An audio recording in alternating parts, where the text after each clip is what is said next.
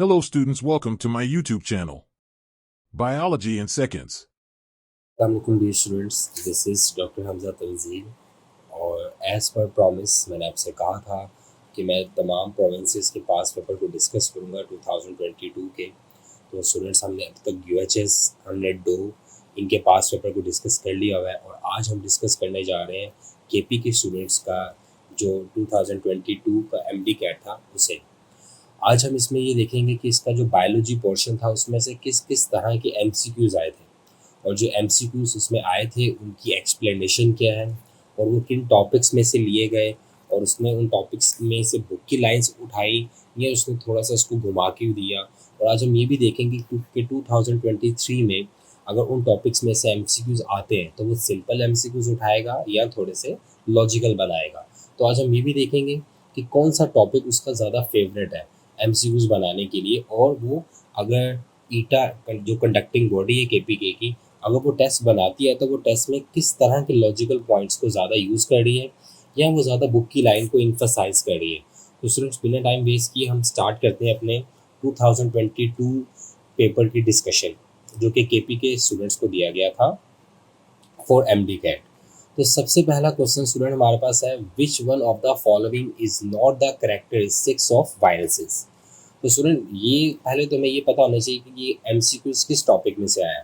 तो हमारे जो PMC सिलेबस के मुताबिक टॉपिक था बायोडाइवर्सिटी, मतलब ए सेलुलर लाइफ वायरसेस, उसमें से उसने ये क्वेश्चन दिया है।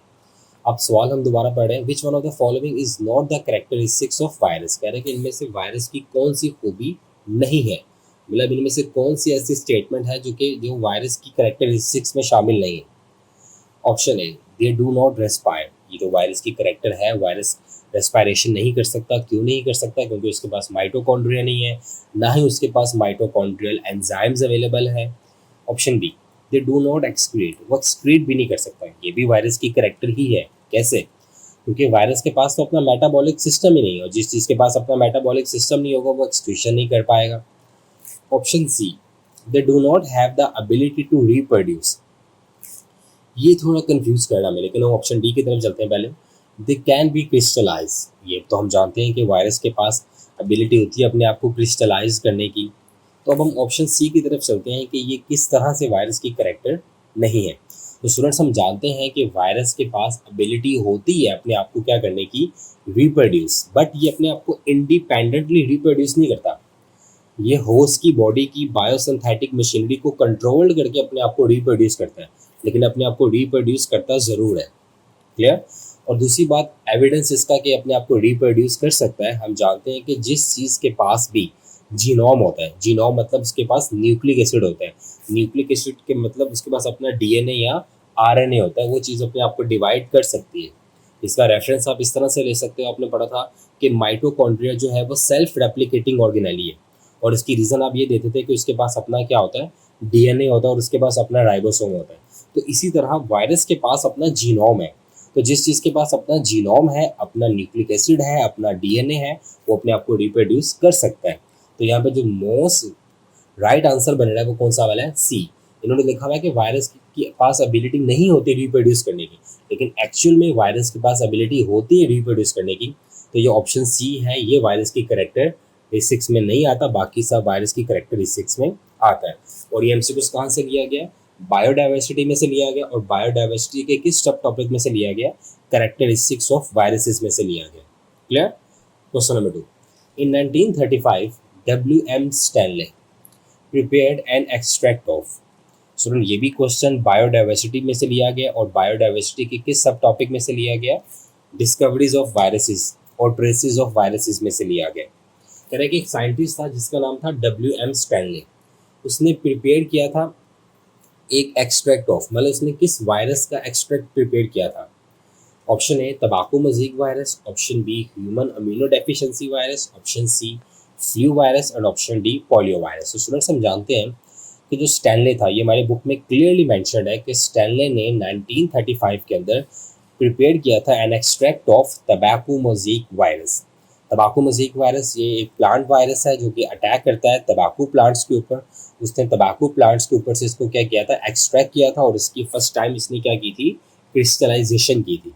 तो student, the right answer here is tobacco mosaic virus, तो ये भी एमसीक्यूज किस टॉपिक में से दिया है, बायोडाइवर्सिटी में से। नेक्स्ट स्टूडेंट, क्वेश्चन नंबर 3 है human immunodeficiency virus particles surround with a coat known as the viral envelope or membrane made up of। Student ये भी एमसीक्यूज आपको बायोडाइवर्सिटी में से दिया है, और बायोडाइवर्सिटी के किस सब टॉपिक में से दिया गया, एचआईवी में से, एड्स में से। अब अगर हम बात करें कि यहाँ पे इसने पूछा गया, उसने यहाँ पे पूछा है कि जो एचआईवी वायरस है उसके इर्द गिर्द एक कोट होता है जिसको हम कहते हैं वायरल इन्वेलप, वो किससे बना होता है। Option A glycoprotein, option B glycolipid, option C lipoprotein and option D सल्फोलिपिड।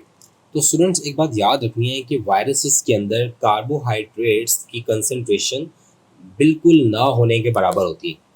Viruses के अंदर जो केमिकल पाए जाते हैं वो लिपिड्स और प्रोटीन्स की कंसंट्रेशन क्या होती है, ज़्यादा होती है, और न्यूक्लिक एसिड। तो अगर हम बात करें वायरल इन्वेलप की, तो वायरल इन्वेलप जिन केमिकल से बने होते हैं दैट इज लिपोप्रोटीन। तो option see here is the right option, lipoprotein. Question number 4 है द वर्ड हेपेटाइटिस, ये भी किस में से आया, ये भी बायोडाइवर्सिटी में से आया, और बायोडाइवर्सिटी के किस सब टॉपिक में से आया, सम वायरल डिजीजेस। सम वायरल डिजीजेस में से किस डिजीज में से पूछा उसने, हेपेटाइटिस में से पूछा है। तो कह रहा है कि द वर्ड हेपेटाइटिस मीन्स, कह रहा है हम जानते हैं कि हेपेटाइटिस लफ्ज़ का मतलब है इन्फ्लामेशन ऑफ द, किसकी इन्फ्लामेशन। तो स्टूडेंट्स हम जानते हैं कि जो वर्ड हिपैटिक है, हिपैटिक का वर्ड जहाँ आ गया उसका मतलब क्या होता है, लिवर। मतलब हिपैटिक का वर्ड आपको इंडिकेट कर रहा होता है किस चीज़ को, लिवर को इंडिकेट करता है। तो अगर हम बात करें हेपाटाइटिस, तो hepatitis is the inflammation of the liver. तो इसके ऑप्शंस में क्या क्या मेंशन है, pancreas, liver, spleen, gall bladder. तो यहाँ पे जो राइट ऑप्शन है स्टूडेंट वो कौन सा होगा, लिवर। तो hepatitis is the inflammation of the liver. Question number 5 है the resting membrane potential of neuron is measured about. तो स्टूडेंट ये जो क्वेश्चन है ये उसने किस में से लिया है, नर्वस एंड केमिकल कोऑर्डिनेशन में से। और नर्वस और केमिकल कोऑर्डिनेशन के किस सब टॉपिक्स में से लिया है उसने, नर्व इम्पल्स। तो स्टूडेंट नर्वस और केमिकल कोऑर्डिनेशन की अगर बात की जाए तो उसमें जो नर्वस कोऑर्डिनेशन वाला पोर्शन है उसमें जो सबसे इंपॉर्टेंट है फॉर द एमसीक्यूज वो नर्व इम्पल्स ही है। आपने नर्व इम्पल्स को अच्छे से रीड आउट करना है और आपने उसकी एक एक लाइन को अच्छे से पढ़ना है। स्पेशली वो जो ग्राफ बना हुआ है डीपोलराइजेशन और रीपोलराइजेशन का, उसके नीचे जो रेड लाइंस के अंदर डिस्क्रिप्शन दी गई है वो अपने अच्छे से पढ़नी है। तो यहाँ पे वो पूछ रहा है the resting membrane potential of neuron is measured about. कह रहे हैं जब एक न्यूरॉन रेस्टिंग पे होती है, जब वो मैसेजेस को कंडक्ट नहीं कर रही होती, तो इसका पोटेंशियल कितना होता है।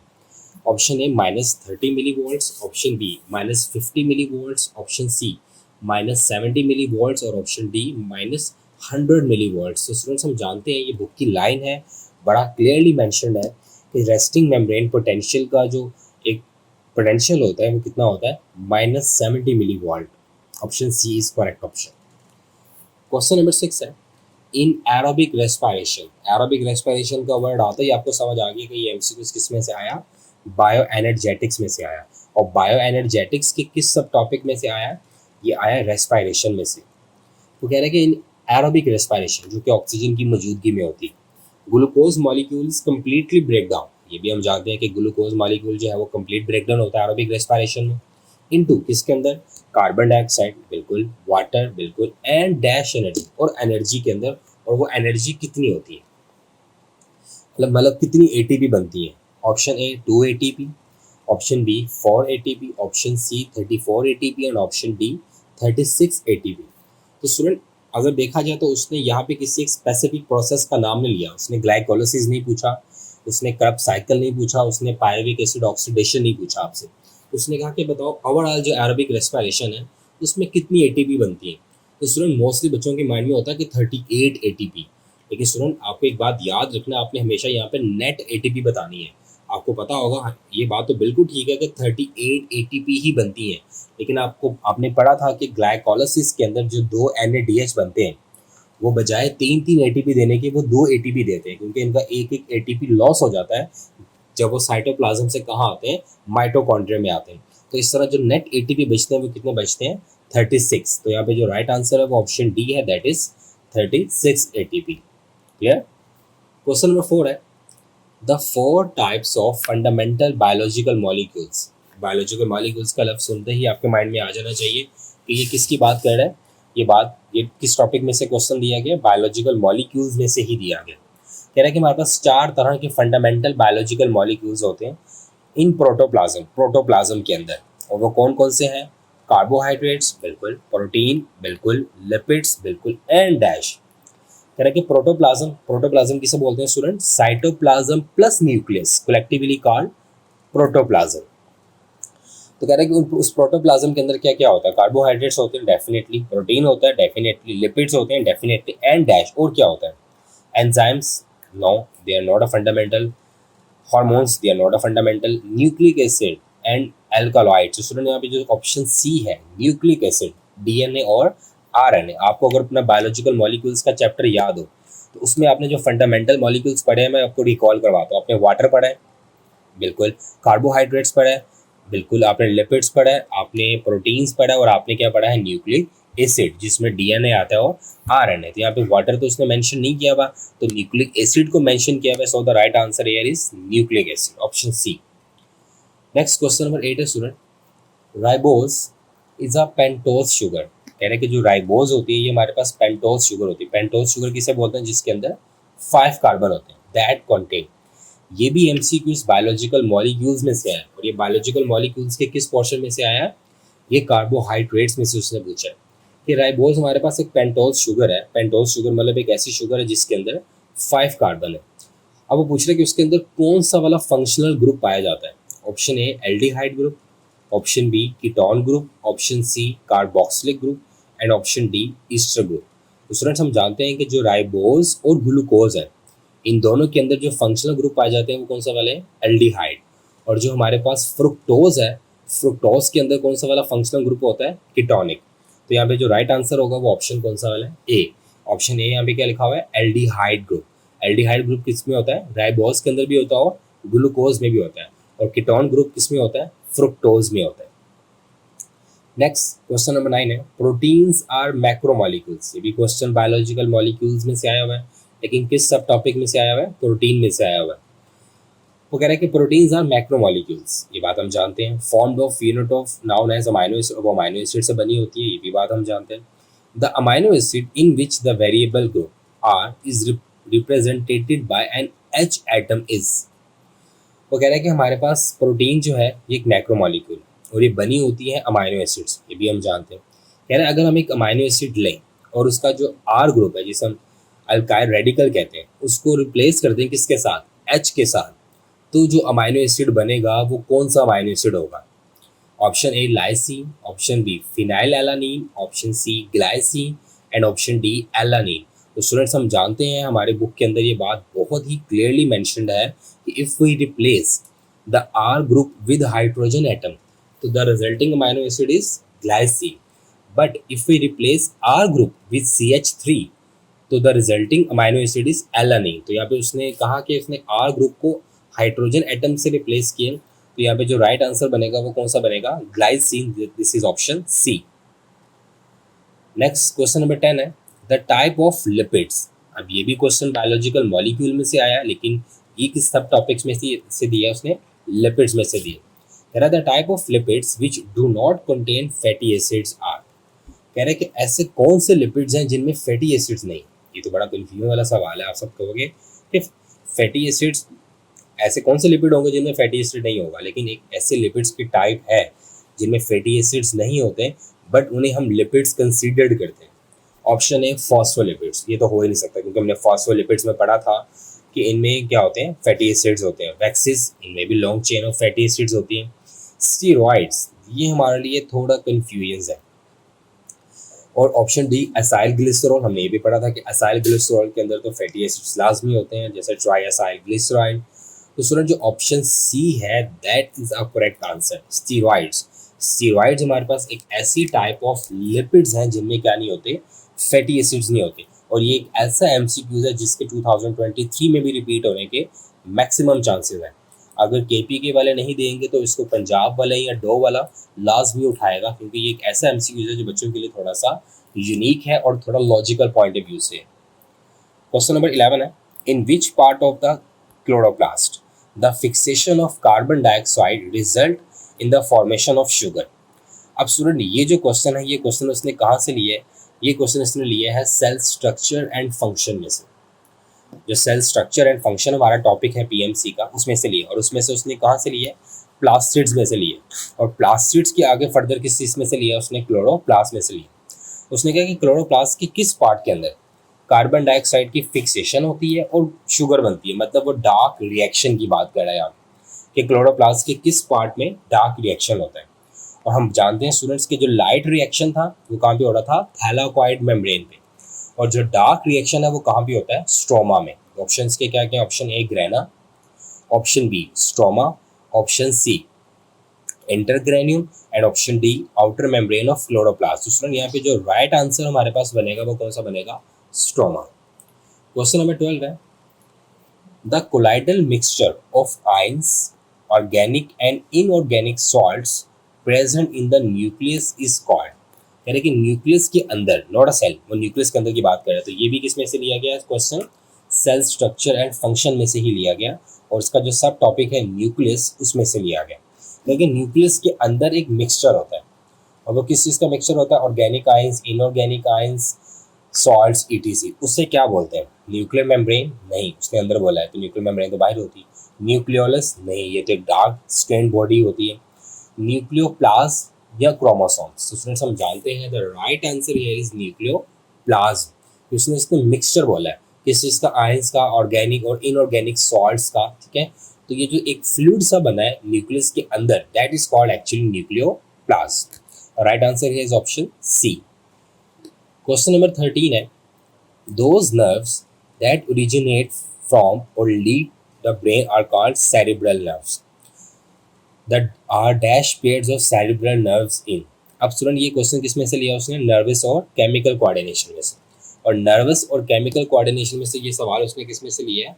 उसने ये लिया है पेरिफेरल नर्वस सिस्टम में से। आपने पढ़ा था कि दो तरह के नर्वस सिस्टम होते हैं, सेंट्रल नर्वस सिस्टम और पेरिफेरल नर्वस सिस्टम। तो ये क्वेश्चन आया हुआ है पेरिफेरल नर्वस सिस्टम में से। वो कह रहा है कि हमारे पास वो नर्व्स जो कि निकलती हैं ब्रेन से, उन्हें बोलते हैं क्रेनियल नर्व्स, या उन्हें सेरिब्रल नर्व्स भी कहा जाता है। तो फ्रेंड यहाँ पे आपने सेरिब्रल नर्व से कंफ्यूज नहीं होना। सेरिब्रल नर्व्स को ही क्या कहते हैं? क्रेनियल नर्व्स कहते हैं। उसने बस आपको थोड़ा सा घुमाया एक लफ्ज चेंज करके सेरिब्रल का, लेकिन स्टूडेंट सेरिब्रल नर्व्स को ही क्या कहते हैं? Cranial nerves. अब वो कह रहे हैं कि ये जो क्रेनियल नर्व्स हैं जिन्हें सेरिब्रल नर्व्स कहा गया, इनके कितने पेयर्स होते हैं? Option A 6, option B 12, option C 14 and option D 31। तो स्टूडेंट ये बात तो आपने मैट्रिक में भी पढ़ी है और आपने सेकेंड ईयर में भी पढ़ी है कि हमारे पास जो क्रेनियल नर्व्स होते हैं इनके कितने पेयर्स होते हैं? 12 पेयर्स। और जो हमारे पास स्पाइनल नर्व्स होती हैं, स्पाइनल नर्व्स, इनके कितने पेयर्स होते हैं? 31 पेयर्स। तो यहाँ पे चूंकि उसने ब्रेन की बात की है, क्रेनियल नर्व्स की बात की है, तो यहाँ पे जो राइट आंसर है वो कौन सा है? Option B, that is 12 pairs. Question number 14 है the hormones that trigger the release of milk in lactating women is। अब ये क्वेश्चन उसने लिया हुआ है केमिकल कोऑर्डिनेशन में से। पहला जो क्वेश्चन था वो नर्वस कोऑर्डिनेशन में से था, ये किस में से है? केमिकल कोऑर्डिनेशन में से है। और केमिकल कोऑर्डिनेशन में से उसने ये कहाँ से लिया सवाल? उसने पिट्यूटरी ग्लैंड से ये सवाल लिया। कैसे भी हम देख लेते हैं। कह रहे कि वो मदर जो अपने बच्चों को दूध पिलाती है, उनके मेमोरी ग्लैंड्स के अंदर कौन सा हार्मोन मिल्क प्रोडक्शन को स्टिमुलेट करता है? Number A growth hormone, no. Anti diuretic hormone, no. Oxytocin, option D follicle stimulating hormone. तो दोनों इन चार ऑप्शन में से जो सबसे अप्रोप्रिएट ऑप्शन है वो कौन सा? Option C. हम जानते हैं कि ये जो ऑक्सीटोसिन हार्मोन है, एक तो ये बर्थ में यूज होता है, ठीक है, ये सर्विक्स को डायलेट करता है ताकि बर्थ इजीली हो जाए।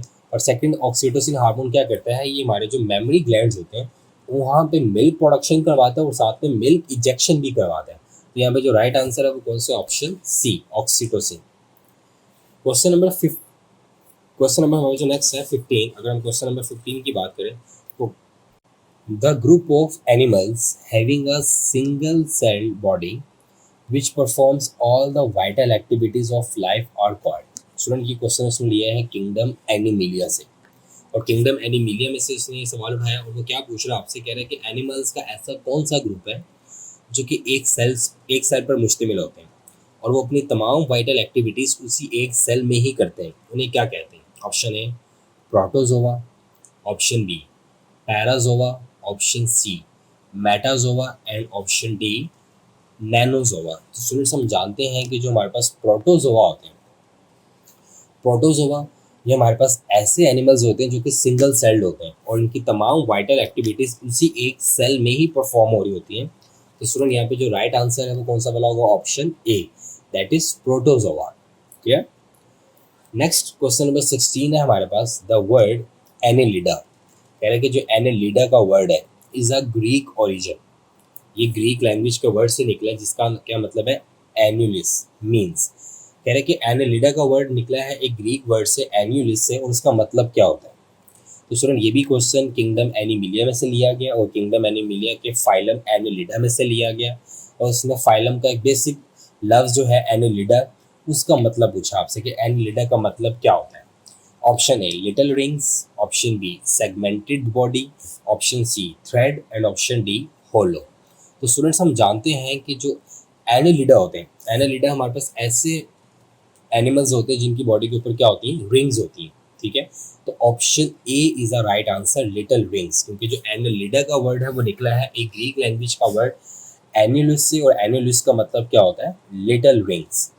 Clear? Question number 17, most of the को enzymes are the derivatives of. कह रहे हैं कि जो हमारे पास को एंजाइम्स होते हैं ज़्यादातर वो किसके डेरिवेटिव्स होते हैं? पहले तो मैं ये देखने कि ये क्वेश्चन कहाँ से आया। तो ये क्वेश्चन एंजाइम्स में से लिया गया, और एंजाइम्स के किस टॉपिक में से लिया गया है? जो हमारे पास कंपोजिशन ऑफ एंजाइम्स है वहाँ से लिया गया। अब वो कह रहे हैं कि जो को एंजाइम्स है ये किसके डेरिवेटिव्स होते हैं? Option A lipids, option B minerals, option C steroid and option D waxes.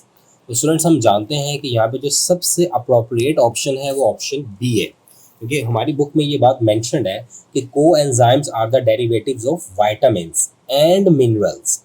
तो स्टूडेंट्स हमारे पास जो को एंजाइम्स होते हैं ये डेरिवेटिव्स होते हैं विटामिन्स के और मिनरल्स के। तो जब भी आपके पास ये को एंजाइम्स और उसके रिलेटेड डेरिवेटिव्स का वर्ड आता है तो आपने एक ही ऑप्शन को मोस्ट स्पेसिफिकली थिंक करना है, और वो कौन सी है? विटामिन्स या मिनरल्स। अगर उसमें कहीं भी विटामिन्स और मिनरल मेंशन्ड है तो आपने इसको क्या करना है? टिक कर देना। तो यहाँ पे जो राइट आंसर है वो ऑप्शन कौन सा वाला है? बी। क्वेश्चन नंबर 18 है next, genetic drift is change in the allele frequency of population due to. तो स्टूडेंट ये जो क्वेश्चन है ये हमारे पास आया हुआ है एवोल्यूशन में से, और एवोल्यूशन के किस सब टॉपिक में से दिया गया है? Factor affecting on the gene frequency. Gene frequency के ऊपर जो फैक्टर इफेक्ट करते हैं उसमें से ये क्वेश्चन लिया गया। और वो कह रहे हैं कि अब सवाल क्या है वो देखते हैं। कह रहे हैं कि जेनेटिक ड्रिफ्ट जो होती है जिसके अंदर चेंज होता है in the allele frequency of population, वो क्यों होता है? ड्यू टू किस वजह से होता है? Option A random chance, option B non random mating, option C natural selection and option D artificial selection. तो स्टूडेंट्स हम जानते हैं कि जेनेटिक ड्रिफ्ट क्या होता है।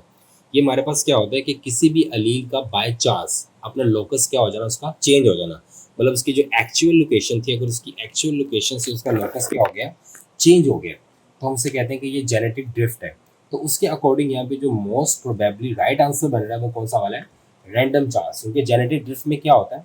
उसमें locus of the alleles change होते हैं बाय चांस। अगर यहाँ पे बाय चांस के वर्ड को थिंक किया जाए तो बाय चांस वर्ड के लिहाज से यहाँ पे जो मोस्ट अप्रोप्रिएट ऑप्शन है वो कौन सा बनेगा? रैंडम चांस बनेगा। तो option A is the right answer. Question number 19 की तरफ चलते हैं। The basis of Lamarck theory of inheritance is. कह रहे हैं कि जो लेमार्क थ्योरी थी, जे बैप्टिस्ट डी लेमार्क की बात कर रहा है, ये भी क्वेश्चन एवोल्यूशन में से लिया गया है, और एवोल्यूशन में से कहाँ से लिया गया? थ्योरीज ऑफ एवोल्यूशन में से लिया गया। अब वो कह रहे हैं कि जो लेमार्क साइंटिस्ट था, जे बैप्टिस्ट डी लेमार्क, कह रहे हैं कि इसकी जो थ्योरी ऑफ इनहेरिटेंस थी वो किस चीज़ पे बेस कर रही थी? Option A survival of the fittest, no. Option B selection by nature, no. Inheritance of acquired character, and option D theory of special creation. तो स्टूडेंट्स हम जानते हैं कि J de Baptiste de Lamarck ने क्या कहा था कि इनहेरिटेंस ऑफ एक्वायर्ड करेक्टरिस्टिक्स, के एक ऑर्गेनिज्म अपनी लाइफ के अंदर जो करेक्टरिस्टिक्स एक्वायर्ड करता है वो उसको इनहेरिट करता है अपनी नेक्स्ट जनरेशन में, जो कि ऐसा नहीं होता। तो इसका जो आइडिया था लेमार्क का थ्योरी ऑफ इनहेरिटेंस के रिलेटेड वो क्या था? Inheritance of acquired characters. तो option C is the right answer. Question number 20 है, which one of the following part of human respiratory system form the gaseous exchange surface. कह रहे हैं कि ह्यूमंस का जो रिस्पायरेटरी सिस्टम है उसमें ऐसी कौन सी जगह है जहाँ पे गैसियस एक्सचेंज होता है। ये एमसीक्यू कहाँ से लिया गया, ये life processes in animals and plants में से लिया गया और उसका जो सब टॉपिक रेस्पिरेटरी सिस्टम है वहाँ से लिया गया। हम जानते हैं कि हमारा जो रेस्पिरेटरी सिस्टम है एक पूरा ऑर्गेनाइज सिस्टम है। वो कह रहे हैं कि उसका ऐसा कौन सा पार्ट है जहाँ पे जाके गैसेस एक्सचेंज होता है। ऑप्शन ए ट्रैकिया, नहीं यहाँ से भी एयर पास होती है। लेरिंग्स, नहीं यहाँ से भी एयर पास होती है। ब्रोंकाई, यहाँ से भी एयर पास होती है। Option D alveoli, alveoli is the right answer. हमें पता है कि एल्वोलाई हमारे पास फंक्शनल यूनिट ऑफ द क्या है, लंग्स, और यही वो एरिया है जहाँ पे गैशियस क्या होता है, एक्सचेंज। क्योंकि हमने ये बात पढ़ी है कि एल्वोलाई के इर्द गिर्द नेटवर्क ऑफ क्या होता है, कैपिलरीज, और उसमें ब्लड होता है जिसकी वजह से यहाँ पे क्या होता है, गैशियस एक्सचेंज हो रहा होता है। तो right answer is option D. Question number 21 की तरफ चलते हैं। The average adult human have a lung capacity of approximately. ये भी question life processes in animals and plants में से लिया गया। उसका जो सब टॉपिक रेस्पिरेटरी सिस्टम है वहाँ से लिया गया। अब कह रहे हैं कि एवरेज एक ह्यूमंस के जो लंग्स होते हैं उनके अंदर कितनी गैस को होल्ड करने की कैपेसिटी होती है। Option A 2 litre, option B 5 litre, option C 9 litre and option D 12 litre. तो स्टूडेंट ये लाइन आपकी बुक में बड़ी क्लियरली मेंशन्ड है कि जो एवरेज कैपेसिटी होती है लंग्स के अंदर गैस को होल्ड करने की वो कितनी होती है, 5 लीटर्स होती है। ये हर प्रोविंस की बुक के अंदर लाइन मेंशन्ड है कि 5 लीटर जो है वो लंग्स की क्या होती है, कैपेसिटी होती है अपने अंदर किस चीज़ को, गैसेस को होल्ड करने की। क्वेश्चन नंबर 22 की तरफ बढ़ते हैं। द प्रोसेस ऑफ स्पर्मेटोजेनेसिस, कह रहे हैं कि स्पर्म्स प्रोडक्शन का जो प्रोसेस है, ये एमसीक्यूज रिप्रोडक्शन में से आया हुआ है। तो रिप्रोडक्शन को फौरन से ओपन करो अपने ब्रेन के अंदर। कह रहे हैं स्पर्म प्रोडक्शन का जो प्रोसेस है वो होता है किस पार्ट में, मेल के रिप्रोडक्टिव सिस्टम की। मतलब मेल्स का जो रिप्रोडक्टिव सिस्टम है ये पूरा सिस्टम है, इसमें टेस्टिस और मेल कपलेटरी ऑर्गन आता है। अब वो कह रहे हैं कि उसके किस पार्ट में स्पर्म्स की फॉर्मेशन होती है। ऑप्शन ए यूरिथ्रा, नहीं यहाँ से रिजेक्शन होती है। एपिडिडिमस, ये ट्यूब है। ओविडक्ट, ये तो होती नहीं है मेल्स के अंदर।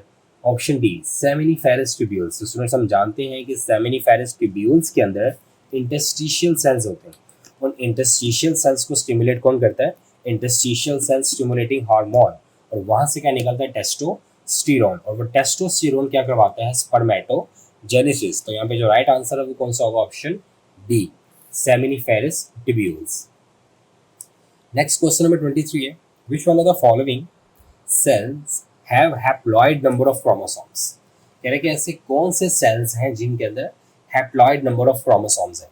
तो ये भी क्वेश्चन रिप्रोडक्शन में से ही स्टूडेंट्स आपको दिया गया, बट थोड़ा लॉजिकली सोचने के लिए दिया गया। Option A sperm cells, option B mesophyll cells, option C skin cells and option D muscular cells. तो स्टूडेंट्स हम जानते हैं कि जो सोमैटिक सेल्स होते हैं ना, ये डिप्लॉयड होते हैं, जो बॉडी बना रहे होते हैं।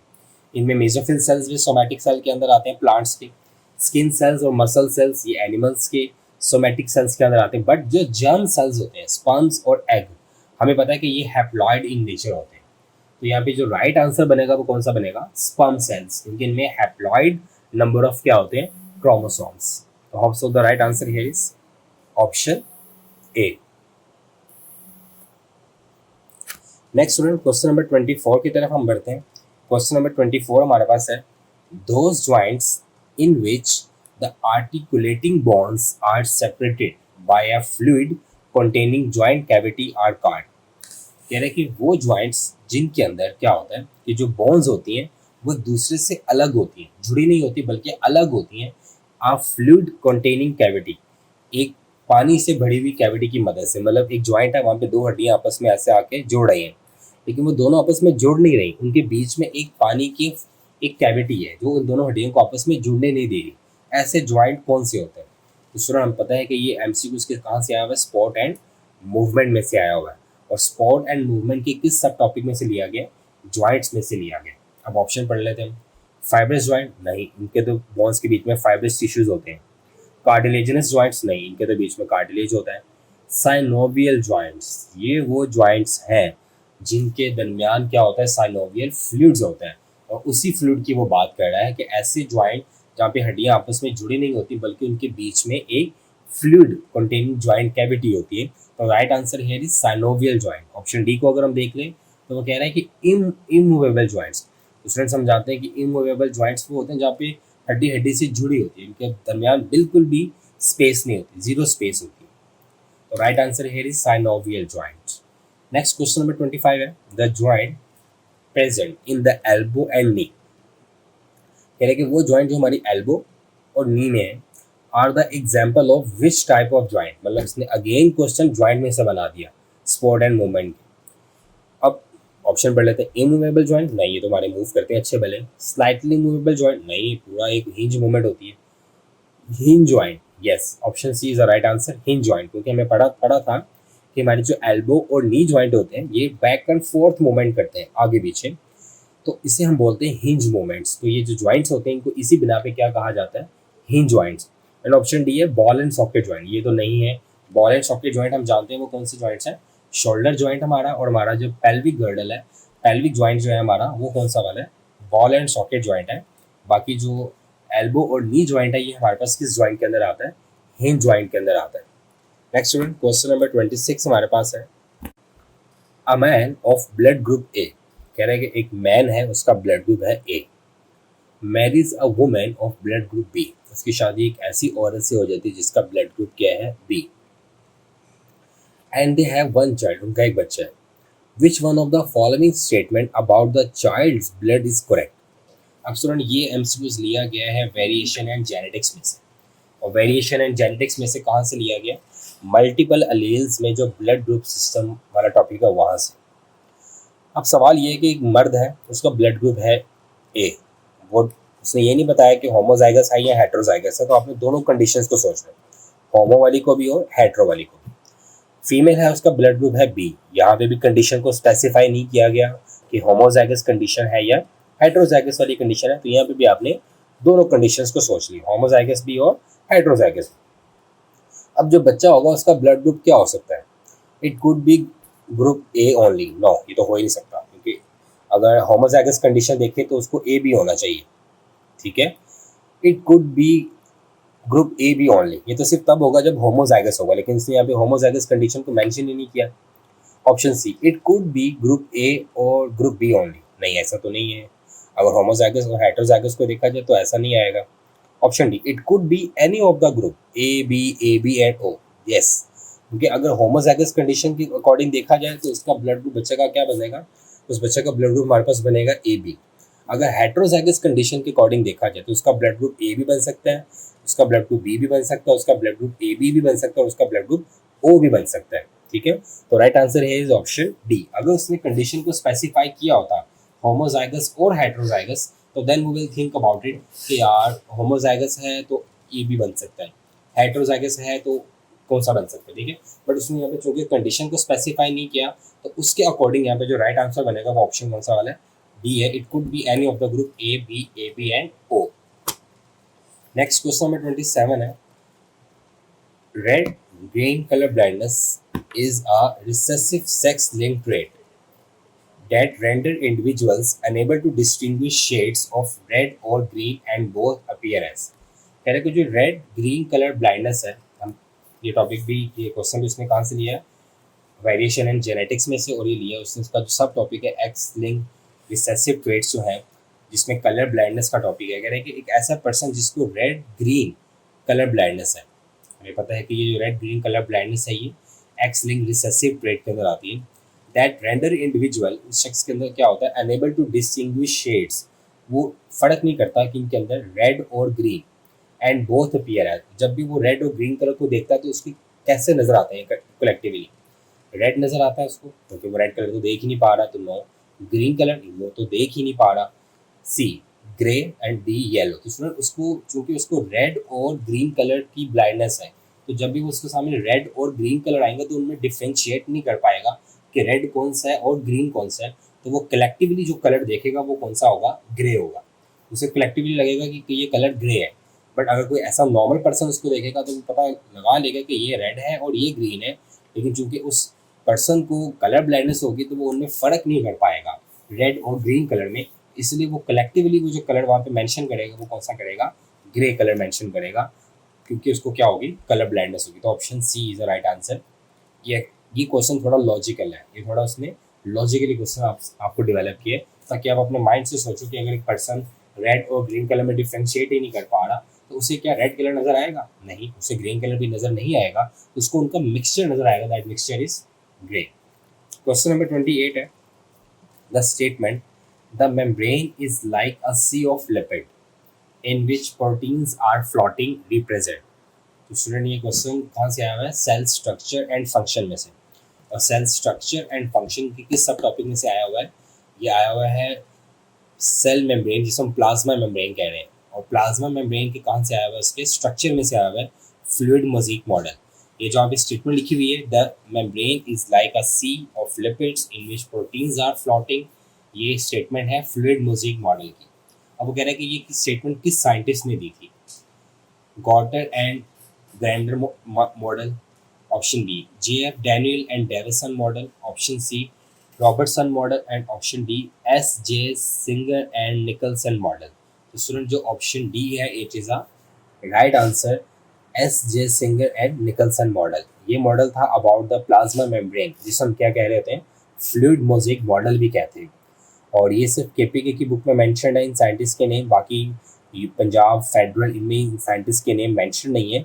तो आपने इसलिए इसको अच्छे से मेमोराइज कर लेना, जो UHS और डो और फेडरल के स्टूडेंट्स हैं।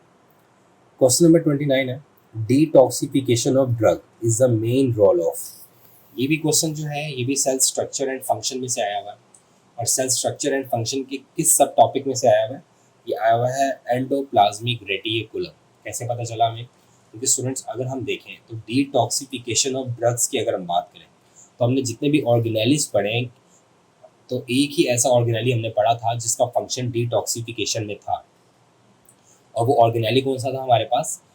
Smooth endoplasmic reticulum. तो हमने पढ़ा था कि दो तरह के एंडोप्लाज्मिक रेटिकुलम होते हैं, रफ एंडोप्लाज्मिक रेटिकुलम और स्मूथ। और हमने कहा था कि रफ एंडोप्लाज्मिक रेटिकुलम का काम सिर्फ प्रोटीन सिंथेसिस करना है, लेकिन जो स्मूथ एंडोप्लाज्मिक रेटिकुलम है उसके मल्टीपल फंक्शन है, और उन मल्टीपल फंक्शन में से उसका एक फंक्शन डिटॉक्सिफिकेशन ऑफ ड्रग भी है। तो जब भी डिटॉक्सिफिकेशन का वर्ड आएगा और आपसे उससे एसोसिएटेड ऑर्गेनेली पूछा जाएगा, तो always the right option here is smooth endoplasmic reticulum.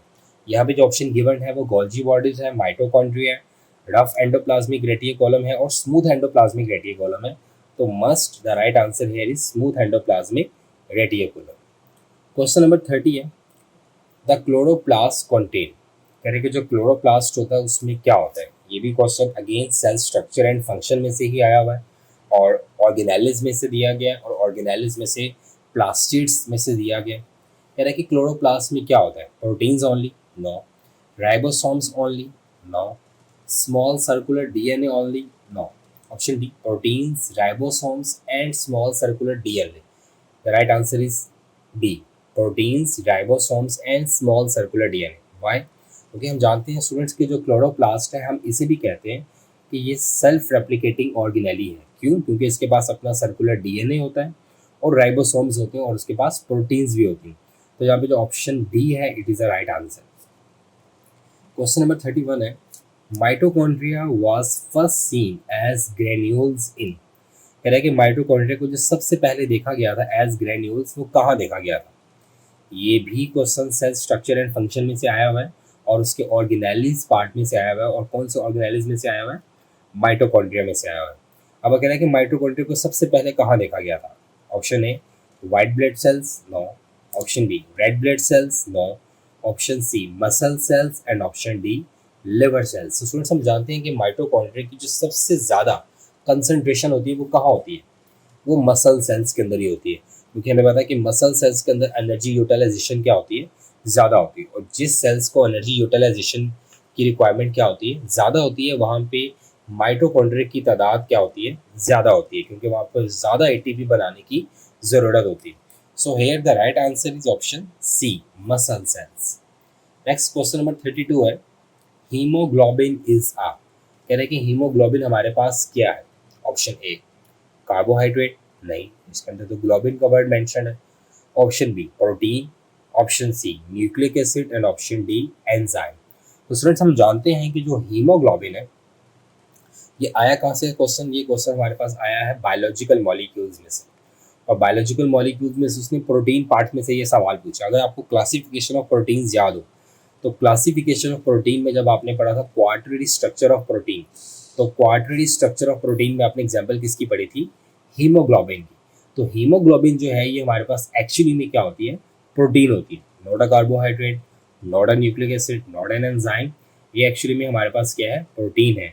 और आपने पढ़ा भी था कि हीमोग्लोबिन के अंदर 4 चेन्स होती हैं, 2 alpha chains, 2 beta chains amino acids की, और टोटल 574 अमाइनो एसिड्स होते हैं किनके अंदर?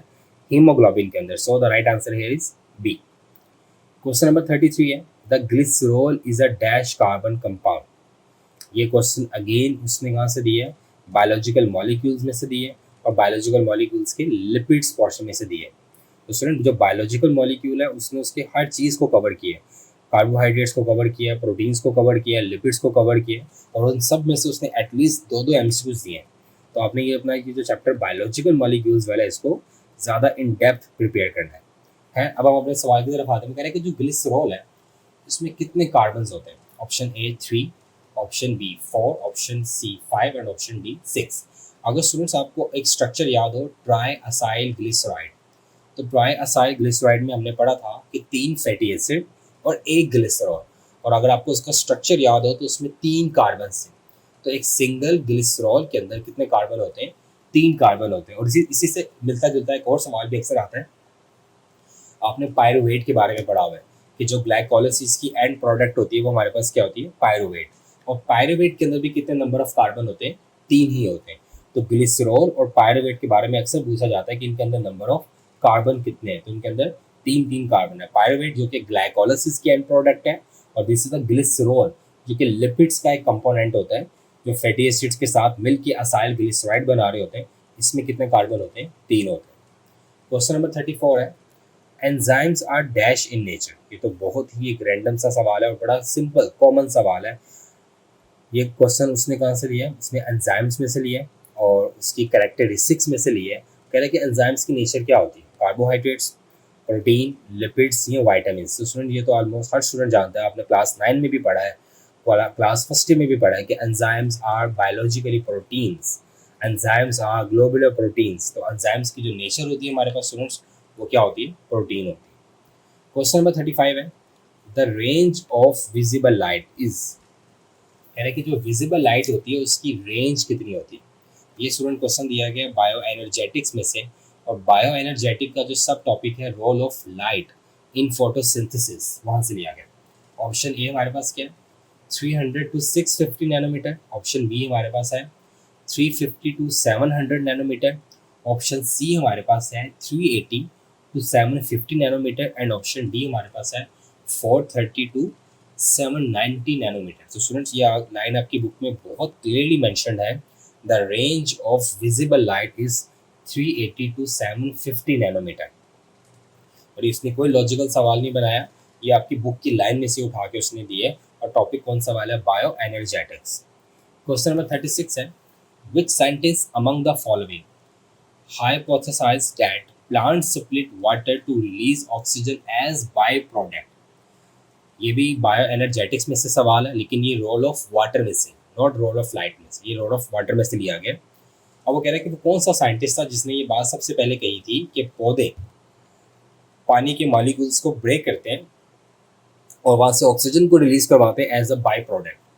Option A van Niel, option B Lysenko, option C Calvin, और ऑप्शन डी क्रेब्स। तो स्टूडेंट्स हम जानते हैं आपकी बुक में बड़ा क्लियरली मेंशन है van Niel hypothesis.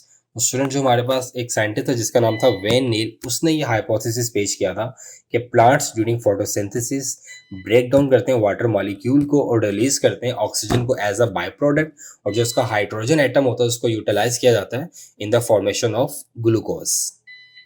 Question number 37 है, the Calvin cycle is completed in. कह रहे कि जो कैल्विन साइकिल है ये सवाल बायो एनर्जेटिक्स में से लिया गया, और बायो एनर्जेटिक के किस पार्ट में से लिया गया? फोटोसिंथेसिस। और फोटोसिंथेसिस का जो डार्क रिएक्शन है वहाँ से ये सवाल लिया गया, क्योंकि हम जानते हैं कि जो डार्क रिएक्शन है उसे कैल्विन साइकिल भी कहा जाता है। कह रहे कि कैल्विन साइकिल जो है वो कंप्लीट होता है कितनी स्टेजेस के अंदर? Option A 2 stages, option B 3 stages, option C 4 stages, and option D 5 stages. तो स्टूडेंट हम जानते हैं कि जो कैल्विन साइकिल है इसकी 3 स्टेजेस होती हैं, जिसमें फर्स्ट स्टेज कार्बन फिक्सेशन होती है, सेकंड स्टेज जिसमें रिडक्शन होती है, उसके बाद हमारे पास ऑप्शन जो लास्ट स्टेज है वो कौन सी होती है, रीजनरेशन फेज होती है। तो इसकी 3 स्टेजेस होती हैं जिसके अंदर कार्बन डाइऑक्साइड की रिडक्शन कंप्लीट हो जाती है और हमारे पास कार्बन डाइऑक्साइड किसमें कन्वर्ट हो जाता है, ग्लूकोज के अंदर। क्वेश्चन नंबर 38 है, which of the following pairs of disease is caused by virus. ये अगेन क्वेश्चन उसने बायोडाइवर्सिटी में से लिया और उसने बायोडाइवर्सिटी का जो सब टॉपिक है सम वायरल डिजीजेस वहाँ से लिया। कह रहा है कि इनमें से कौन सी ऐसी बीमारियों का पेयर है जो कि वायरल है। ये बुक की लाइन्स नहीं है, ये थोड़ा लॉजिकल है ताकि बच्चे को उन डिजीजेस के बारे में आइडिया भी है कि नहीं। Option A syphilis and TB, इसमें टीबी बैक्टीरियल है। Option B AIDS and typhoid, इसमें टाइफाइड बैक्टीरियल है। Measle and mumps and option D tetanus and cholera, ये दोनों ही बैक्टीरियल है। तो option C is the right answer. Measles and mumps ये दोनों वायरल डिजीजेज हैं और ये दोनों डिजीजेस कॉज कौन करता है, ग्रुप ऑफ वायरस जिन्हें क्या बोलते हैं, पैरामैक्सियो वायरसेस। और ये जो पैरामैक्सियो वायरसेस होते हैं ये हमारे पास आरएनए वायरसेस होते हैं। क्वेश्चन नंबर 39 है, the terminal portion of the male duct system is. ये रिप्रोडक्शन में से लिया गया सवाल। कह रहा है कि जो मेल रिप्रोडक्टिव सिस्टम है, मेल रिप्रोडक्टिव सिस्टम की जो सबसे आखिरी डक्ट है वो कौन सी है। Option A vasa efferentia, option B vas deferens, option C urethra and option D epididymis. तो स्टूडेंट्स हम जानते हैं कि जो यूरिथ्रा है ये लास्ट डक्ट होती है जहाँ से स्पर्म्स को इजेक्ट किया जाता है आउटसाइड द बॉडी। तो जो सबसे लास्ट डक्ट आएगी, टर्मिनल पोर्शन आएगा मेल ट्रैक का, रिप्रोडक्टिव ट्रैक का, वो कौन सा है, यूरिथ्रा है। क्योंकि हम जानते हैं कि मेल्स का जो यूरिनरी सिस्टम और जो रिप्रोडक्टिव सिस्टम का जो यूरिथ्रा ट्रैक है वो कॉमन है, यहीं से यूरिन आता है और यहीं से स्पर्म्स आते हैं। क्वेश्चन नंबर 40 है, the cell wall of bacteria is made up of. ये क्वेश्चन उसने किंगडम मोनेरा में से लिए।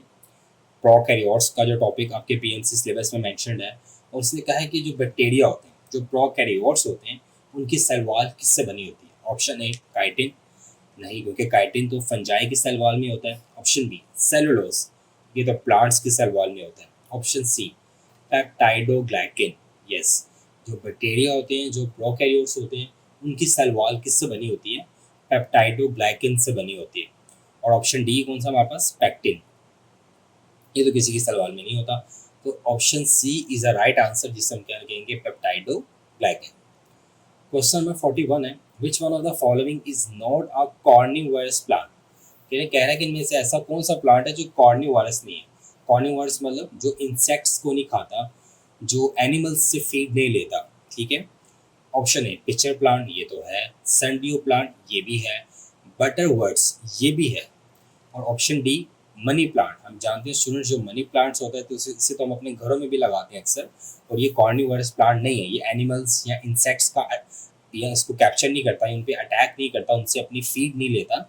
ये जो है ये एक प्योर ऑटोट्रॉफिक प्लांट है जो सनलाइट में फोटोसिंथेसिस करता है। बाकी भी फोटोसिंथेसिस करते हैं but they also catch the prey, ठीक है। बट जो मनी प्लांट है they are not carnivorous plants. Option D is the right answer. और ये क्वेश्चन कहाँ से लिया गया, ये क्वेश्चन लिया गया है life processes in animals and plants में से, और वहाँ से कहाँ से ये सवाल लिया गया, प्लांट्स की न्यूट्रिशन से लिया गया। क्वेश्चन नंबर 42 है, all of the following are the characteristics of cartilage except. ये सवाल थोड़ा लॉजिकल होगा, जिसमें आ जाता है ना एक्सेप्ट, इसको ज़रा ध्यान से सोचना होता है आपने। ये सवाल किस टॉपिक में से आया, सपोर्ट एंड मूवमेंट में से आया, और सपोर्ट एंड मूवमेंट के किस टॉपिक में से लिया, कार्टिलेज में से। वो कह रहे हैं कि इनमें से सारी कैरेक्टरिस्टिक्स कार्टिलेज की हैं लेकिन एक नहीं है। It is a type of connective tissue, yes like bone, ये भी कनेक्टिव टिश्यू है। The precursor cells are chondrocytes, yes जो कॉन्ड्रोसाइट्स होते हैं the living cells of cartilage. It contains blood vessels and option D it heals very slowly. तो student जो option C है ये कार्टिलेज की कैरेक्टरिस्टिक्स नहीं है, क्योंकि कार्टिलेज के अंदर ब्लड वेसल्स नहीं होती। ये अपने नियर बाय सराउंडिंग से गैसेस और न्यूट्रिएंट्स को डिफ्यूज़ करके लेता है, इसलिए इसकी हीलिंग स्लो होती है। ये तो इसकी करेक्टर है, लेकिन ऑप्शन सी इसका करेक्टर नहीं है। इसके अंदर ब्लड वेसल्स नहीं होती। बोन्स के अंदर ब्लड वेसल्स होती हैं बट कार्टिलेज के अंदर ब्लड वेसल्स नहीं होती। तो option C is the correct answer. Question number 43 है, which one of the following is not related to arthritis. कह रहा है कि इनमें से कौन सी चीज़ आर्थराइटिस से रिलेटेड नहीं है। ये भी क्वेश्चन जो है ये स्पॉट एंड मूवमेंट में से आया हुआ है, और स्पॉट एंड मूवमेंट के किस टॉपिक में से दिया उसने सवाल, ये आर्थराइटिस में से दिया। अब हमने देखना है कि कौन सी चीज़ आर्थराइटिस के रिलेटेड नहीं है। इन्फ्लेमेशन ऑफ जॉइंट्स, ये तो इसकी डेफिनेशन ही है। एंड ऑटो इम्यून डिसऑर्डर, ये भी इसका एक कॉज है। Option C, the leading cause of disability in patient over the age of 65, बिल्कुल। Option D, inflammation of nerves, नहीं, आर्थराइटिस का तो नर्व से ताल्लुक ही नहीं है। तो ऑप्शन डी जो है ये हमारे पास किससे रिलेटेड नहीं है, आर्थराइटिस से रिलेटेड नहीं है। So the right answer is option D, inflammation of nerve. Question number 44 है, an exception to Mendel's law is. ये सवाल वेरिएशन एंड जेनेटिक्स में से लिया गया, और ये उसने थोड़ा सा दो चीज़ों को कंपेयर किया। ऑप्शन ए है लिंकेज, ऑप्शन बी है डोमिनेंस, ऑप्शन सी है purity of gametes, and option D है इंडिपेंडेंट असॉर्टमेंट। तो स्टूडेंट आपको याद होगा आपने टॉपिक पढ़ा था जीन लिंकेजेस, और आपने ये भी बात पढ़ी थी इसी टॉपिक के अंदर कि जो जीन लिंकेजेस है ये ओबे नहीं करती किस चीज़ को, लॉ ऑफ इंडिपेंडेंट असॉर्टमेंट को। तो मतलब जो चीज़ मेंडल लॉ को ओबे नहीं करती वो चीज़ क्या है, जीन लिंकेजेस। तो यहाँ पे ऑप्शन ए जो है it is a right answer, gene linkage. Question number 45 है, द होलो इलोंगेटेड ट्यूब, कह रहे कि खोखली लंबी सी ट्यूब फॉर्म जो बनती है व्हेन मसल फाइबर्स पेनिट्रेट, जो मसल्स के फाइबर धंसते हैं deep into the cell is known as. ये भी स्टूडेंट क्वेश्चन जो है स्पॉट एंड मूवमेंट्स में से आया हुआ है और मसल्स पार्ट में से लिया गया। कह रहे हैं कि ट्यूब जो कि बनती है मसल फाइबर्स के सेल्स के अंदर पेनिट्रेट होने से, उसे क्या कहते हैं। Option A tubules, option B M tubule, option C T tubules, and option D G tubules. तो स्टूडेंट्स ये आपकी बुक के अंदर बहुत ही क्लियरली मेंशन्ड है कि जो टी टिब्यूल्स होती हैं ये बनती हैं जब मसल फाइबर्स क्या होते हैं, पेनिट्रेट होते हैं किसके अंदर, सेल्स के अंदर। क्वेश्चन नंबर 46 है, the type of neuron that carries nerves impulse from tissue and organs to the spinal cord. मतलब ऐसी न्यूरॉन्स जो कि मैसेजेस कहाँ से कहाँ लेके जा रही हैं, रिसेप्टर से कहाँ लेके जा रही हैं, सेंट्रल नर्वस सिस्टम की तरफ, उन्हें क्या कहते हैं। Option A sensory neuron, option B motor neuron, option C intermediate neurons, and option D associative neuron. तो स्टूडेंट ये सवाल नर्वस कोऑर्डिनेशन में से है, और नर्वस कोऑर्डिनेशन के पेरिफेरल नर्वस सिस्टम में से अगेन ये सवाल आया। हमें पता है कि वो न्यूरॉन्स जो कि मैसेजेस को रिसेप्टर से लेके जाती हैं कंट्रोल सेंटर तक, मतलब कोऑर्डिनेटर तक, वो हमारे पास कौन सी होती है, सेंसरी न्यूरॉन्स। और वहाँ पर जो न्यूरॉन्स होती हैं वो होती है इंटरमीडिएट न्यूरॉन्स, और वहाँ से मैसेज जो इफेक्टर्स तक आता है वो आता है मोटर न्यूरॉन्स के जरिए। तो स्टूडेंट यहाँ पे स्टेटमेंट के मुताबिक जो राइट आंसर बन रहा है वो कौन सा बन रहा है, सेंसरी न्यूरॉन्स। मतलब वो न्यूरॉन्स जो कि पैगाम लेकर जा रही हैं कहाँ से कहाँ, टिश्यू और ऑर्गन से कहाँ, दिमाग की तरफ। नेक्स्ट स्टूडेंट क्वेश्चन नंबर 47 है, हार्मोन्स आर यूजुअली, कह रहे कि जो हार्मोन्स होते हैं ये हमारे पास आमतौर पर क्या होते हैं। ऑप्शन ए, ये भी सवाल केमिकल कोऑर्डिनेशन में से आया हुआ है। Genetical messenger, no. Physical messenger, no. Chemical messengers, yes. Biological catalyst, no. ये तो एंजाइम्स होते हैं। तो स्टूडेंट जो ऑप्शन सी है it is the right answer, क्योंकि ये बात आपने हार्मोन्स की डेफिनेशन में पढ़ी है कि हार्मोन्स आर केमिकल मैसेंजर, जो कि हमारे पास क्या होते हैं, जो कि ब्लड के थ्रू ट्रांसफ़र होते हैं एक जगह से दूसरी जगह, और वहाँ पे जाके अपना एक्शन करते हैं। तो हार्मोन्स के बारे में जो करेक्ट यहाँ पे स्टेटमेंट है वो क्या है, chemical messenger, and option C is the right option. Question number 48 है, which of the following lobes of the pituitary gland is known as master gland. ये अगेन क्वेश्चन केमिकल कोऑर्डिनेशन में से है कि पिट्यूटरी ग्लैंड का ऐसा कौन सा लोब है जिसे मास्टर ग्लैंड कहा जाता है। Option A anterior, option B posterior, option C intermediate, and option D anterior posterior. तो स्टूडेंट्स हम जानते हैं कि जो anterior lobe of pituitary gland है उसे मास्टर ग्लैंड कहा जाता है, क्योंकि यहाँ से सारे स्टिमुलेटिंग हार्मोन रिलीज होते हैं जो कि आगे जाके डिफरेंट ग्लैंड्स को स्टिमुलेट करते हैं और वहाँ से उनके हार्मोन्स को रिलीज करवा रहे होते हैं। Therefore anterior pituitary gland is called master gland. Question number 49 है, which of the following hormone is responsible for reducing the blood glucose level. ये अगेन क्वेश्चन केमिकल कोऑर्डिनेशन में से आया। तो आप देख रहे हैं स्टूडेंट, नोट डाउन करें साथ साथ कि किन टॉपिक्स में से सवाल को ज़्यादा पिक कर रहा है और किस किस सवाल को वो ज़्यादा फोकस कर रहा है। कह रहे हैं कि इनमें से कौन सा हार्मोन है जो कि आपके ब्लड शुगर लेवल को रिड्यूस करता है, कम करता है। ऑप्शन है thyroid hormone, no, insulin hormone, glucagon hormone and ADH hormone. तो स्टूडेंट्स ये तो हम बात बहुत कॉमनली जानते हैं कि इंसुलिन एक ऐसा हार्मोन है जिसका काम क्या होता है, ब्लड शुगर लेवल को रिड्यूस करना, ब्लड शुगर लेवल को कम करना, क्योंकि इंसुलिन क्या करता है, कन्वर्ट करता है ब्लड ग्लूकोज को किसके अंदर, ग्लाइकोजन में, और स्टोर कर देता है इनटू लिवर एंड मसल्स। तो राइट आंसर यहाँ पे कौन सा बनेगा, इंसुलिन हार्मोन। क्वेश्चन नंबर 50 है, इफ द होमोजाइगस, कह रहा है कि homozygous white eyed drosophila female is crossed with red eyed drosophila male. कह रहा है कि अगर हम व्हाइट आइड ड्रोसोफिला फीमेल का क्रॉस करवाते हैं किसके साथ, white with red eyed drosophila female के साथ, what is the probability of the male offspring having white eye colour. तो कह रहा है कि जो कितने % चांसेस हैं कि जो मेल पैदा होगा उसकी आईज वाइट कलर की होंगी। तो स्टूडेंट इसका जो राइट आंसर है वो 100% है। अगर आपको ये क्रॉस याद हो, अगर आपको नहीं याद तो आप मेरा लेक्चर देख सकते हैं वेरिएशन एंड जेनेटिक्स का, जिसमें इंट्रेस्ट क्रॉस को डिस्कस किया गया। तो वहाँ पे आपको इसकी डिटेल्ड एक्सप्लेनेशन मिल जाएगी कि किस तरह से रेड आई और वाइट आई जो ड्रोसोफिलाज हैं इनके क्रॉसेस किए जाते हैं और उसके रिजल्ट में जो प्रोबेबिलिटीज़ हैं वो किस तरह से निकाले जाती हैं। तो इसके लिए आपको डिटेल्ड लेक्चर देखना पड़ेगा। तो लेकिन यहाँ पे स्टूडेंट जो राइट आंसर है वो कौन सा है, 100% जो मेल होंगे वो वाइट आइड होंगे। क्वेश्चन नंबर 51 है, the term survival of the fittest was used by, मतलब जो फिट होगा वही सर्वाइव करेगा, ये किसकी टर्म है।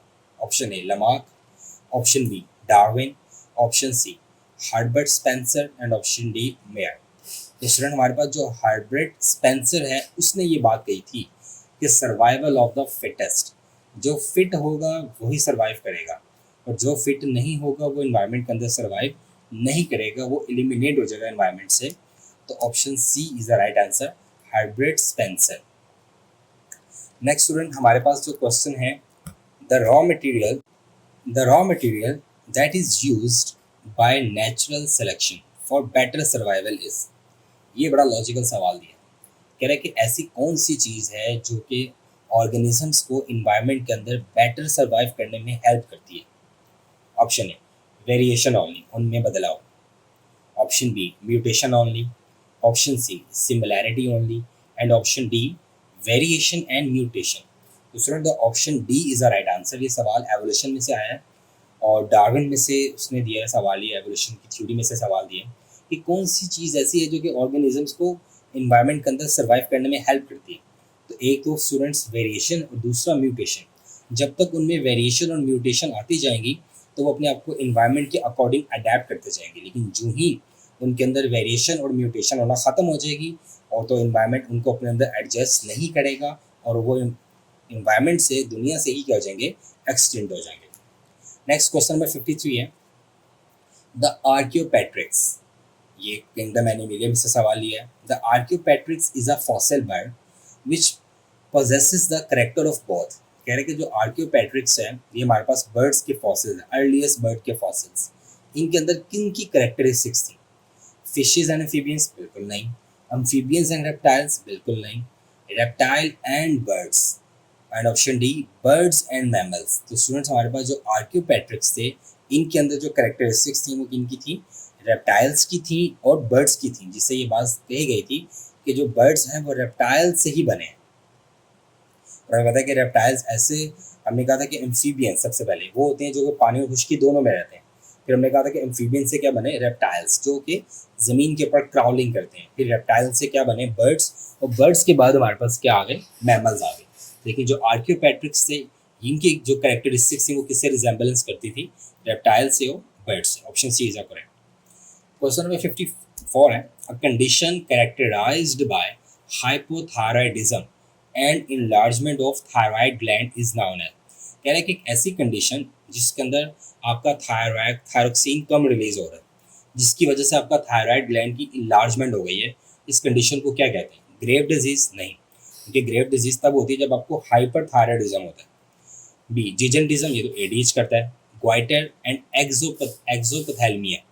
तो student option C is the right answer, goitre. ठीक है, ग्वाइटर में आपका इनलार्जमेंट ऑफ क्या हो जाता है, थायराइड ग्लैंड हो जाता है और इसकी वजह क्या होती है, हाइपोथायराइडिज्म, जिसकी वजह से थायरोक्सिन आपकी बॉडी में ठीक से रिलीज नहीं हो पा रहा होता। क्वेश्चन नंबर 55 है, the percentage of carbon dioxide carried as carboxy haemoglobin. Student ये जो क्वेश्चन है ये आपको आया हुआ है life processes in animals and plants में से, और उसका जो टॉपिक रेस्पिरेटरी सिस्टम है वहाँ से। कह रहे कि जो कार्बन डाइऑक्साइड है वो एज द कार्बोक्सी हीमोग्लोबिन कितने परसेंट हमारे ब्लड में ट्रांसपोर्ट होती है। Option A 70, option B 23, option C 15 and option D 7। Students हम जानते हैं कि जो ये आपकी बुक में ये लाइन बड़ी क्लियरली मेंशन्ड है कि carbon dioxide as carboxy haemoglobin 23% हमारे ब्लड में क्या होती है, ट्रांसपोर्ट होती है फ्रॉम टिश्यूज टू लंग्स। तो option B is the right answer, that is 23।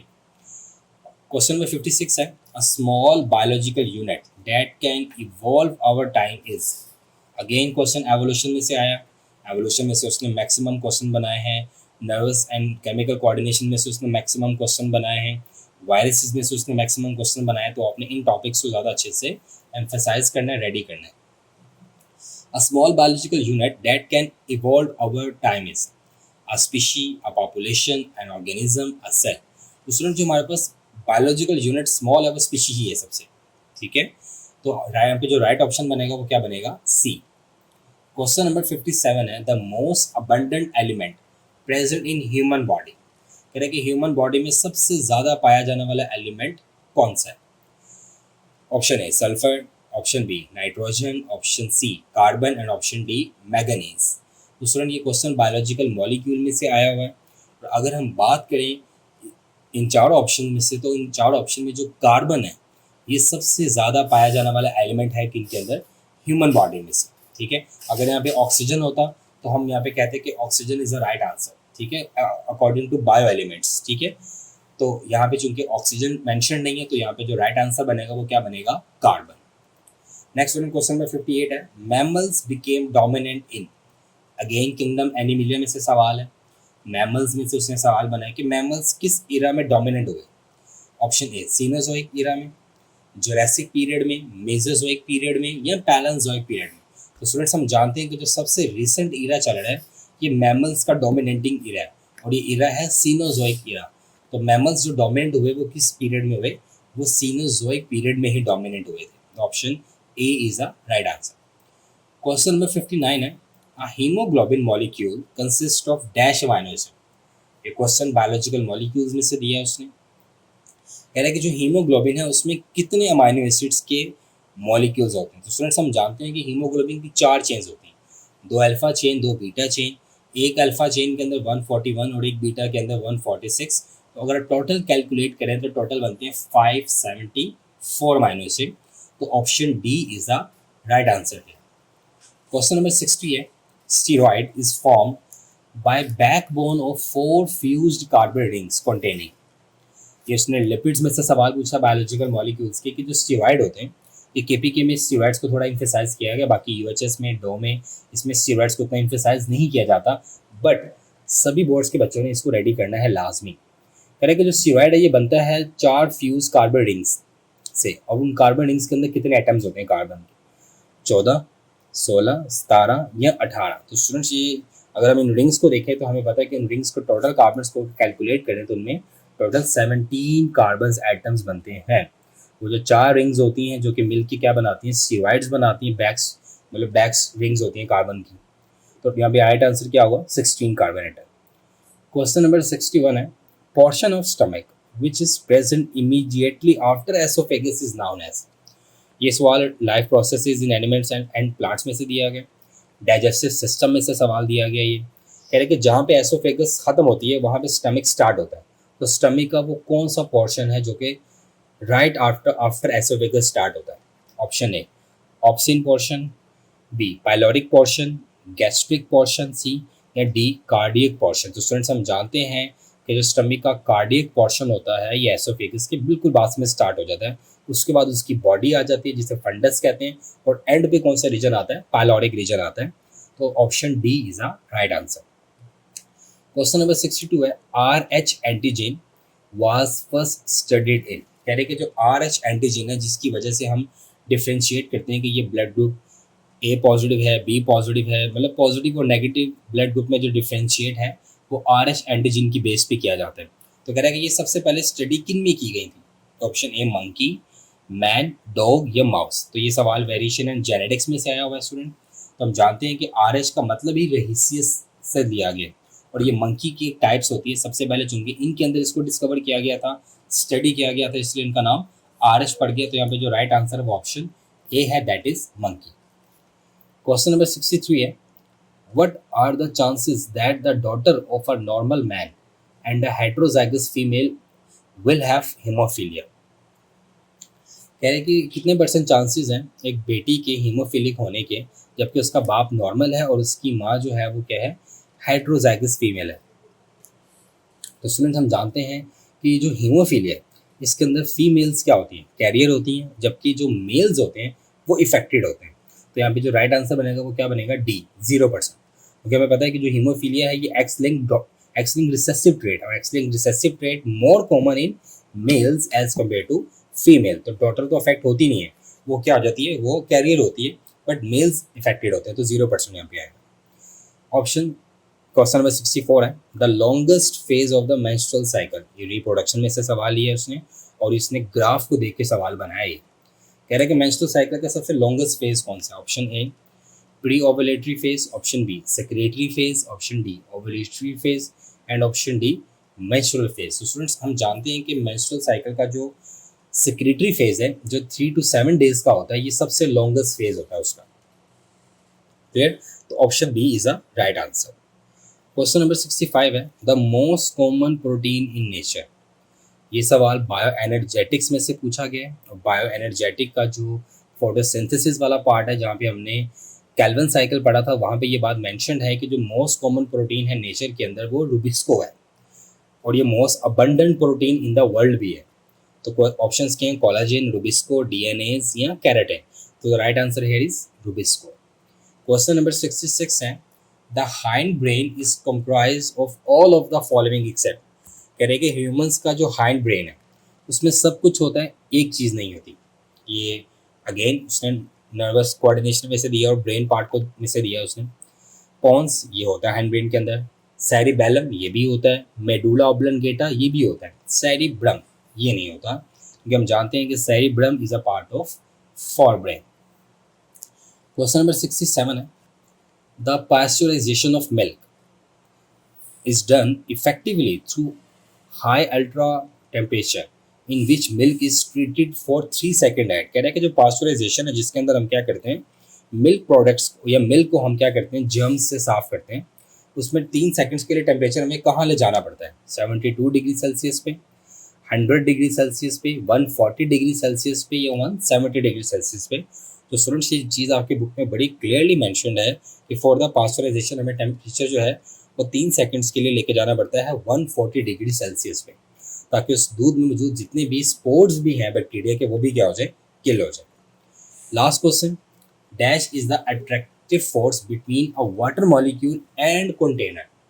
ये बड़ा लॉजिकल सवाल दिया उसने। वैसे अगर तो मैं यहाँ पे सिर्फ वर्ड यूज़ करता वाटर मॉलिक्यूल्स तो कोहेजन आंसर आता, लेकिन उसने वाटर मॉलिक्यूल्स एंड कंटेनर का वर्ड यूज़ कर लिया, तो यहाँ पे जो राइट आंसर बनेगा वो कौन सा बनेगा, एडहेजन। और ये सवाल ट्रांसपोर्ट में से लिया गया, तो उसका जो राइट आंसर है स्टूडेंट वो कौन सा होगा, ऑप्शन बी, एडहेजन। तो स्टूडेंट्स ये हमारे पास कुछ MCQs से बायोलॉजी के जो कि 2022 में KP के स्टूडेंट्स ने अटैम्प्ट किए थे और होप्स तो बहुत से बच्चों का एडमिशन हुआ होगा मेडिकल में।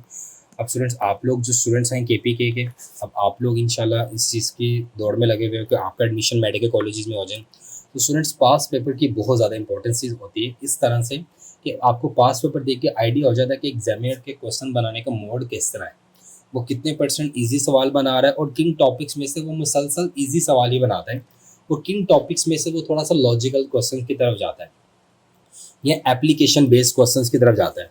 अगर देखा जाए evolution chapter, variation and genetics chapter, इसमें ज़्यादातर उसने एप्लीकेशन बेस्ड सवाल दिए, बाकी में से उसने ऑलमोस्ट बुक की लाइंस को ही थोड़ा से रिलेट करके सवाल दिए।